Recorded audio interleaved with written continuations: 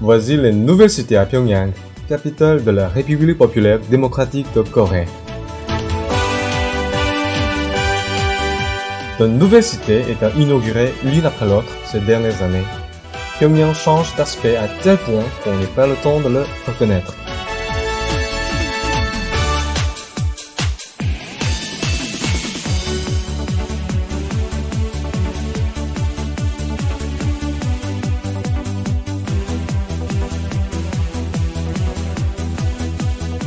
Depuis une dizaine d'années, Pyongyang a vécu une période de grande prospérité du bâtiment et surtout, la construction de logements s'est déroulée sur une grande échelle. Surgis en rompant la monotonie de l'horizon dans les années 2010, les immeubles d'habitation modernes ont été distribués aux enseignants et scientifiques, notamment enseignants et chercheurs de l'université Kim Il-sung et de l'université polytechnique Kim-Chek. Dans les années 2020, de nouvelles figures font leur apparition dans le ciel de Pyongyang.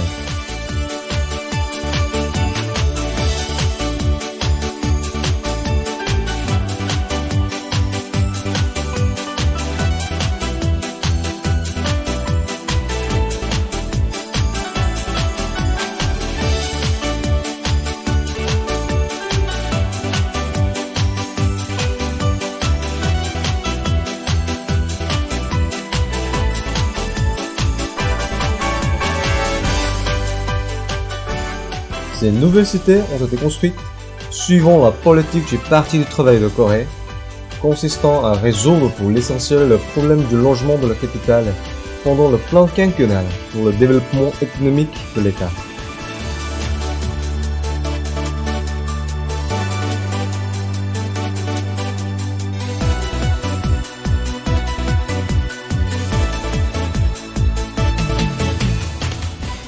Les nouveaux logements ont été distribués en priorité aux familles de nombreux enfants, aux vétérans de guerre et aux travailleurs ordinaires.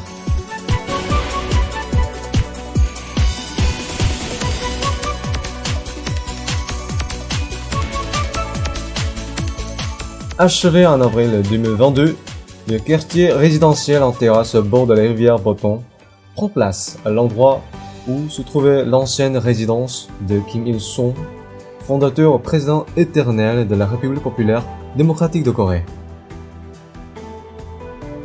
Les logements modernes de ce quartier sont aussi réservés aux ouvriers scientifiques, enseignants et hommes de lettres qui se dévouent entièrement pour leur pays.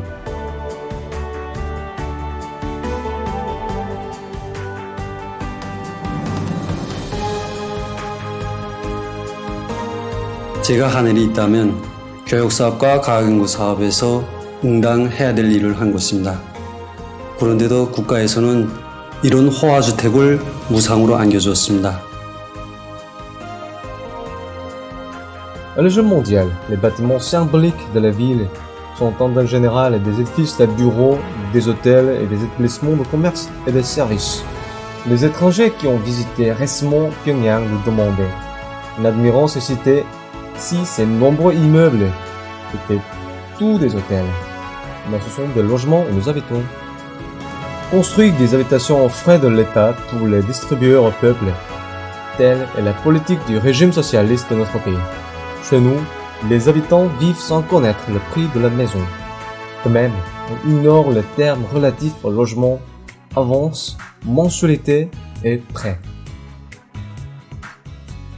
Kim Jong-un, secrétaire général du Parti du travail de Corée et président des affaires d'État de la République populaire démocratique de Corée, a déclaré que ce grand projet de construction de logements était une noble entreprise visant non à faire des profits économiques, mais à dédier toutes les richesses de l'État et les résultats du travail créateur des masses laborieuses au bien-être de celles-ci elles-mêmes. Le peuple coréen s'assure de son avenir radieux à travers ses bienfaits réels et se dévoue entièrement pour le développement de l'État.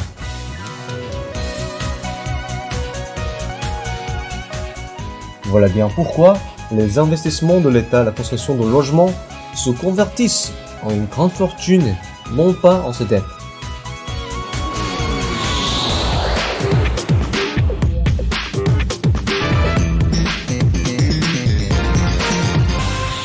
assurer les meilleures conditions aux habitants de la capitale pour qu'ils puissent jouir d'une vie aisée et hautement civilisée sans aucun souci, tel est le dessein du Parti du travail de Corée. La construction de logements dans la ville de Pyongyang se poursuivra jusqu'à la réalisation de ce dessein. De même, on se fixe l'objectif d'améliorer radicalement dans les 20 ou 30 années non seulement le niveau de vie des citoyens de la capitale, mais aussi celui des habitants de tout le pays. Les Coréens chantent à haute voix Notre Père affectueux, chanson reflétant leur sentiment de vénération sans borne envers le respecté camarade Kim Jong-un, qui réalise brillamment l'idéal et le rêve du peuple.